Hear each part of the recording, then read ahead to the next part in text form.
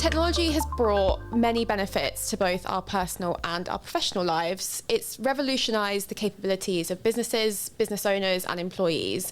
Things are generally quicker, easier and more efficient.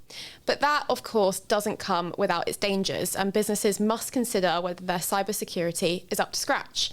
So, would you know how to protect your business from cybersecurity threats? I'm here with David Salisbury, Enterprise Product Manager at Shaw Business, who will share some insights into cybersecurity for businesses. So David, thank you for joining me today. First and foremost, it would be great to hear more about your role and responsibilities at Shaw Business. Thank you very much for inviting me. Hopefully what I say is useful. My role is to help design and build out a range of services for businesses in both the Channel Islands and the Isle of Man, and we build things that are suitable for the size of companies' location on the island, and all of those services have cybersecurity woven in them. Cybersecurity touches every aspect of a business, every aspect of IT. So at every stage we think about cybersecurity in those products, but also as an overlay over the top. Great, thank you. So I think a good place to start is an overview. So how would you define the term cybersecurity?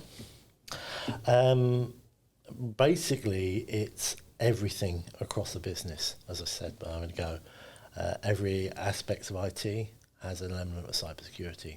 Networking, storage, laptops. You're using a laptop and your iPhone. Companies' data is critical. Looking after that data, as I said, how long can you live without using your computer? How long can you do your job for? We wouldn't be here today talking without emails and our Teams conversations. We can't work without IT, and that needs to be secure because there are industrial ransomware gangs that are looking to take that away from you and charge you to give it back again.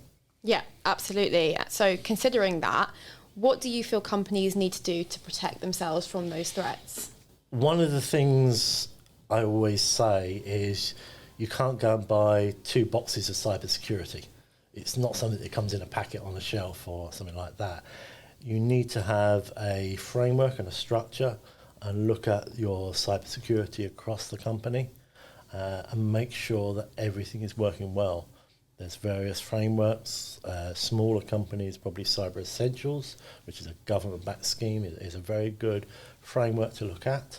As I was saying at Shaw, we have a range of services and cybersecurity sits across those. We like to use those building blocks to build something specific for that customer.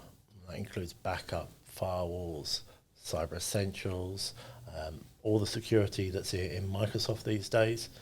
I find many companies have a lot of security tools that aren't really being used properly.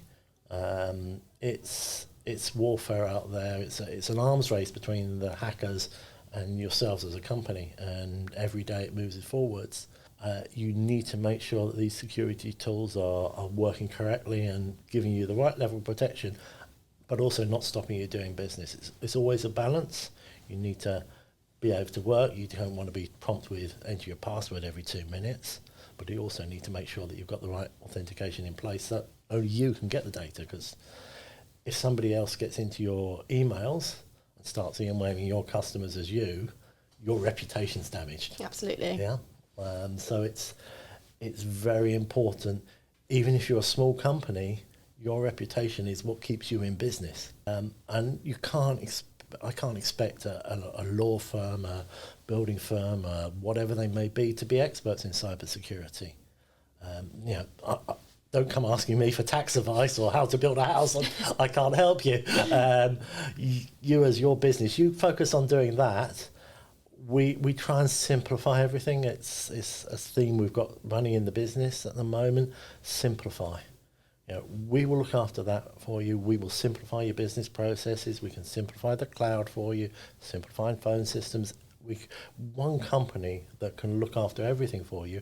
My colleague who you're speaking to later is very keen on this one, is understand what the business is trying to do. Yeah. Understand what you're trying to do as a customer, and we can advise you how the IT services can make that work better for you. Yeah. You know, you don't care about bits and bytes or storage. It's not of interest to you. You want to be talking to people. So how can we help you do that? That's what we're trying to do, and just simplify everything for businesses in the Channel Islands and Isle of Man. Yeah, absolutely. I mean, leading on from that, it would be great if you could give an idea of how much a company should be spending on security. How much of an investment should it be for them? That's $1 million question. It doesn't actually cost $1 million, thank goodness. It really depends. I'm what's called a cyber information security professional, and we very much look at cyber attacks on a risk basis. Yeah. How likely is that to happen? How much loss would that cause the business? How much can we spend to mitigate for that business? But again, as I was saying, many companies already have the tools in place, but maybe not configured correctly. Everybody uses Microsoft. Yeah, we've all got Microsoft M365 with Word, email and everything. Yeah. There is so much now built into the Microsoft licenses with all the various types of Defender and controls that are in there, but they're very complicated to use, and make sure how you've twiddled all the knobs to get the best out of it for you as a customer, and make sure that you've got the best protection possible. As I say, if you've not got it protected, you will become a weakness in the food chain. One of the largest hacks ever was a big retail chain in the US, but they actually got in through the air conditioning maintenance company. Wow. You would never have guessed. But it cost them billions. So it was a small company who didn't have the right security at the bottom there. Yeah. Attacked them majorly and lost billions over it. Gosh, scary stuff. I mean, the importance of it is really highlighted in what you were saying there. So I'm curious to know what happens if businesses don't invest in this? Whether that be the money, time, resources, what would happen if they don't invest into their cybersecurity? I was at a seminar about a year ago now, and somebody described it as a business extinction event, which is pretty dramatic. But I have been involved with customers where the board have had to make a very tough decision whether to pay the ransomware and stay in business or go out of business. Gosh. If you're completely controlled, you could lose your business. Yeah. I'm not saying spend millions. Use what you've got. Just get a basic level of control in there. If you've not got the right controls in, even if you've got cyber insurance in place, they won't pay out if you haven't got up-to-date protection in place. Mm-hmm. And it never covers all costs. Mm-hmm. There have been a number of cases on the island where hacktivists, which is hackers that are activists, basically, have attacked some pretty well-known firms on the islands, and exposed their data in the press and social media and so on. Luckily, the ones in the islands have actually been well managed, and it wasn't too much damage to their business. It did affect them, but the famous one is the Panama Papers. Of course. That was a law firm with about 8 offices globally. I can't remember how many now. Billions of pound turnover. It's now 3 people. Yeah. And it's just reputational damage because they lost their clients' data. Yeah. Mm-hmm. And their clients didn't want it in the press. Yeah. Gosh, yeah, that is the prime example, isn't it? It always comes to mind when we have discussions around cybersecurity and data. So what would you say to small businesses, perhaps, that feel they're not as at risk because they are smaller? Is that a fair assumption, or would you say differently? I would say I've heard that many times. They're not interested, little old me. They're attacking banks. They're attacking all the big boys. The big boys now are very secure. They have very professional enterprise-grade security in place. The hackers are now attacking the small and medium-sized companies because they know they can't afford the level of security.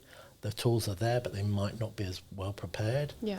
And they'll get in on a small company, and as I was saying, that small company might do work for a government, a bank, any bigger company, and that's a way into their network for them.